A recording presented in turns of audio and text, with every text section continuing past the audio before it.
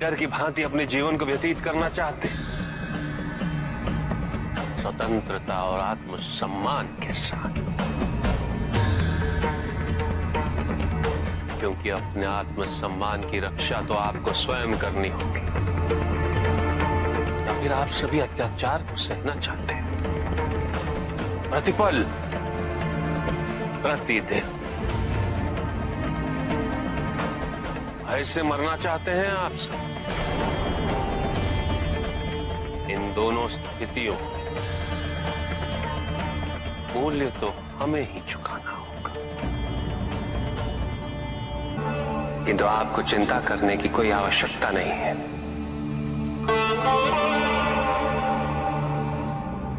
आप तो संसार के सबसे धनी व्यक्तियों में से एक हैं। आपका ज्ञान ही आपकी पूंजी है।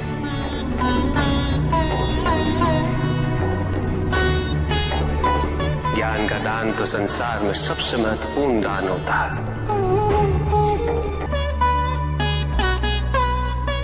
और ये निस्वार्थ सेवा संसार पे बहुत बड़ा उपकार है। प्रत्येक समाज में ये विद्वानों का दायित्व बनता है कि वो निर्भीक होकर अपने समाज को उचित दिशा दिखाएं, समस्या का समाधान करें और प्रत्येक नागरिक को शिक्षा का अधिकार दिलाएं और शिक्षा व्यवस्था में अपना अपना योगदान दें। ये मात्र भय है, अन्यथा विचारों की स्वतंत्रता भी कोई छीन सकता है? कभी नहीं। आप सभी ने अपने स्वार्थ और अपनी सुरक्षा के अपने अपने दायित्वों का परित्याग कर दिया, किंतु स्मरण रहे, यदि आज आप सब ने बलिदान नहीं दिया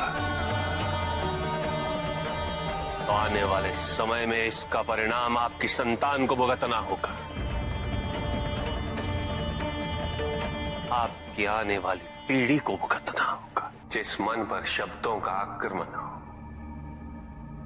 मन तो निरंतर ही खोज में खोया रहता है, कभी शास्त्रों में, कभी पर्वतों पर, कभी समुद्र के किनारे, तो कभी तीर्थ स्थलों पर, कभी मंदिरों में, कभी वन में, किंतु जो वो खोज रहा होता है वो कभी मिलता नहीं, क्योंकि मन तो अभी भी स्थिर नहीं। वो व्यक्ति जहां भी रहे पुत्र, जहां भी जाए और जहां भी खोजे। तुमने भी सदैव शब्दों पर ध्यान दिया है कार्तिक, भले ही वो मेरे शब्द हो या किसी और की।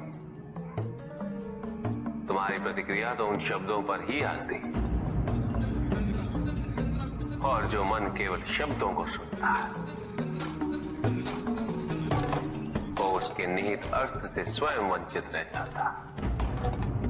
शब्दों की सत्यता को समझने के लिए, उनकी अनुभूति के लिए मन में शांति के साथ साथ रिक्तता भी अनिवार्य है, शून्यता भी अनिवार्य है।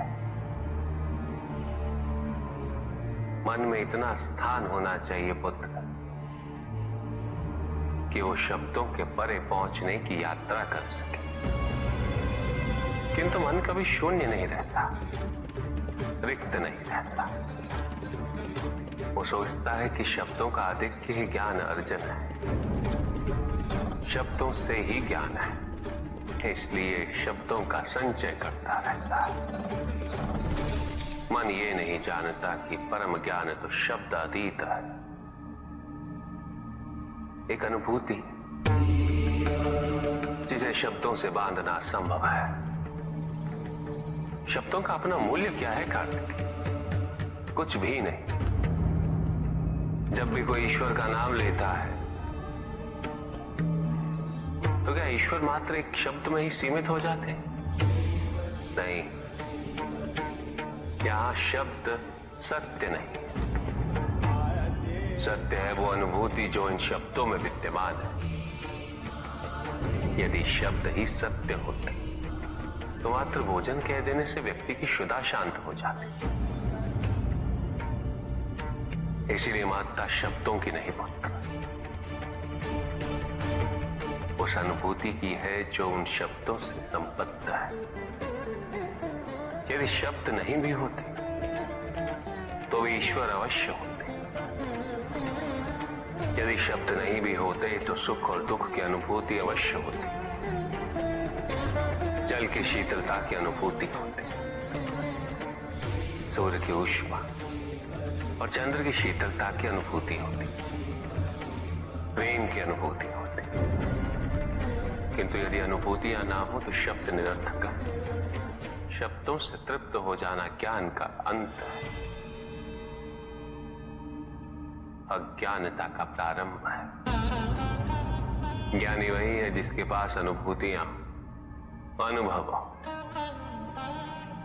और उसके लिए मन को शांत व रिक्त तो करना ही पड़ेगा पुत्र।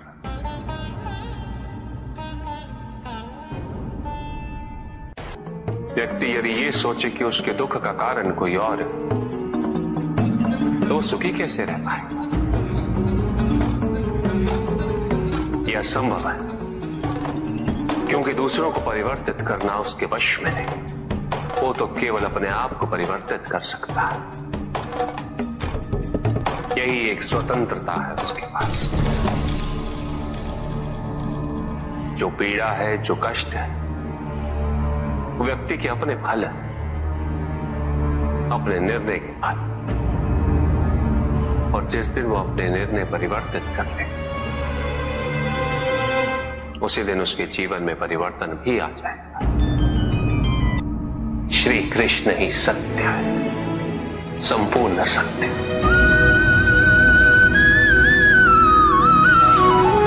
जिसमें संपूर्ण धरती का भार उठाने का सामर्थ्य है। पृथ्वी पर ऐसी कोई भी सेना नहीं है बाणासुर जो श्री कृष्ण का सामना कर सके। ऐसा कोई भी योद्धा नहीं है संसार में जो उनकी इच्छा के विरुद्ध उनके समक्ष या उनके विरुद्ध खड़ा हो सके। भले ही वो योद्धा कितना ही शक्तिशाली क्यों ना हो, भले ही उसकी शस्त्र बुझाएं क्यों ना हो,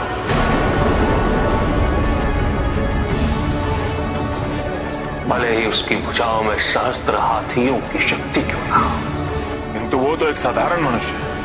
श्री कृष्ण को पूर्ण रूप से केवल वही समझ सकता है बाणासुर।